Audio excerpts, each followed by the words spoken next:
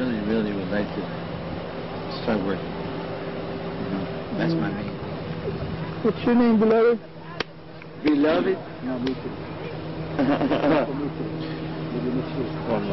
have a different take on the whole situation. A lot of us have not been as loved as we should have been.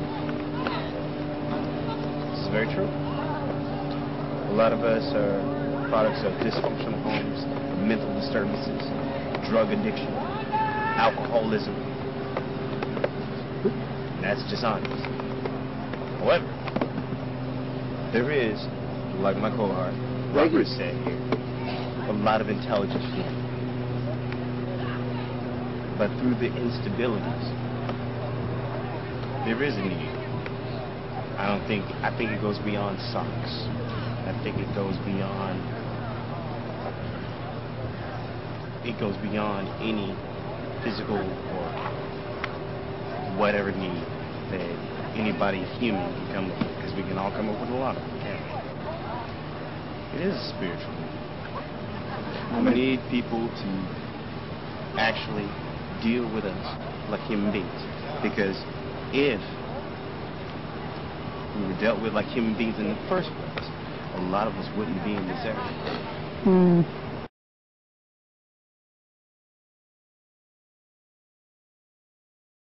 Many of the big investors who sold stocks today put their money into commodities instead. And that means gold and oil futures way up. Worries about the bailout and the weak U.S. dollar, sending oil prices spiking $25 a barrel at one point. That's the biggest one-day jump ever recorded. But Rick Davis, the campaign manager, worked for a company called Homeowners Alliance that earned him some $2 million in the past few years, representing Fannie Mae and Freddie Mac and trying to protect them from regulation.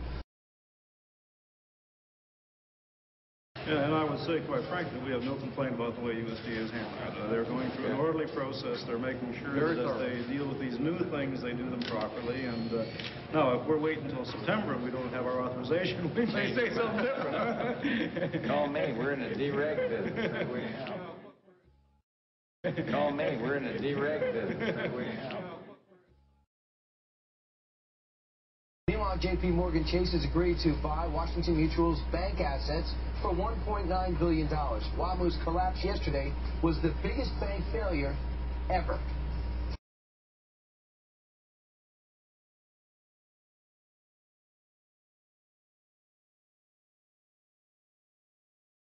Steve. Right. Danger may be lurking at your local hospital, and it's not just the germs. Hospitals, research centers, and colleges are running out of places to dispose of dangerous medical waste. So some have been throwing it in their closets and basements and storage sheds. There are now fears that radioactive materials could get lost or even stolen by terrorists and turned into some sort of a dirty bomb. All right, guys, the prosecution plans.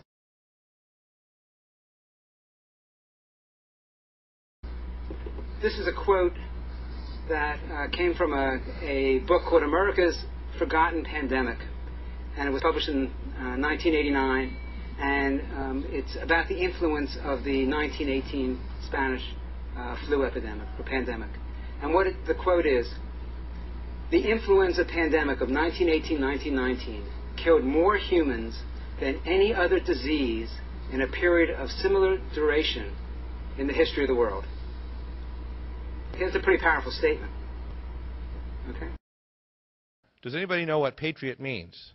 Well, what it means is providing advanced technologies to receive and intercept operational terrorism. It has nothing to do with patriotism.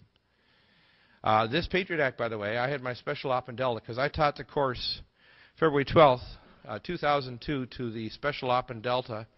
We're auditioning we're auditing my course for the American Academy of Environmental Medicine. I was a primary professor teaching the course in bioterrorism in St. Louis in February 12, 2002, and I reviewed all of the history of bioterrorism and the operational dangers of both military operations, detecting, public health, and response.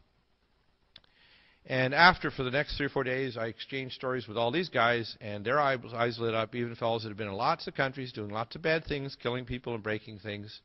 But I freaked them out, but what I knew, and they taught me a lot of stuff. And they're my best buddies.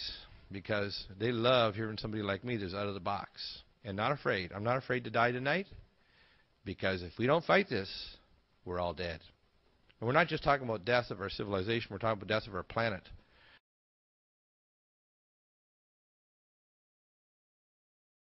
To turn this thing around, just like the Titanic heading toward the iceberg. And if we don't stop this, and there's so many events that are converging, it's over. It's not only over for humanity, it's over for our planet. Because we're involved in something much bigger than the New World Order. And that's why when you hear various patriots to talk about one issue or another and they lock onto it alone, I'm going to show you the forest and the trees, so you'll see things tonight that even if you focus on a few issues, you're going to hear things that are going to be very shocking to you tonight. So the large sections of the Patriot Act I actually received from my Special Op Delta buddies that I taught and worked with back in Colorado. And I received them 2 years before 9/11. That's interesting, isn't it? Parts of the Patriot Act have been written, and I was told by my friends, were around, sitting around documents in the Pentagon and elsewhere for up to 12 to 15 years before 9/11. So they've been in the works for decades. And again, just repeating that, if you see that statement there, there will be a Pearl Harbor event. And that's serious when we're talking about a Pearl Harbor event. Now, the next big thing you need to be really aware of is the avian flu. And I'm going to tell you a story about this. And you might hear disinformation saying it's not going to be a problem. Don't believe it. This is the Brainiac virus. This virus is the most intelligent, deadly weapon that has ever been released. There is nothing like it in history. And the reason why, and I'll tell you why it is, and this is a very interesting story. I've had Dr. Henry L. Nyman on my program from Recombinomics for the past 2 years until about 4 months ago. Henry was on about every 2 weeks. He's also on the Jeff Rense Show.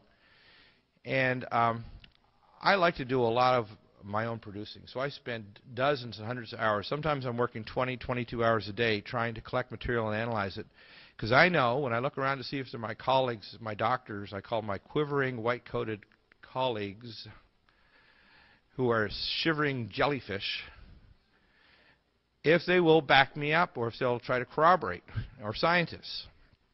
Well, Dr. Nyman is a genius. There's no doubt. He has more patents on gene analysis, on viral sequencing and recombination, and his theories are correct. Recombination is how viruses change. They don't change by mutation, contrary to Dr. Fauci, the monster Fauci, who was behind the HIV spread and research, and Dr. Gerberding, who is the head of the Center for Disease Control, who's also involved intimately with the National Institute of Allergy and Infectious Disease and the World Health Organization on the resurrection and the promulgation of this plague. And the money trail goes right back to the Rothschilds and the Jesuits.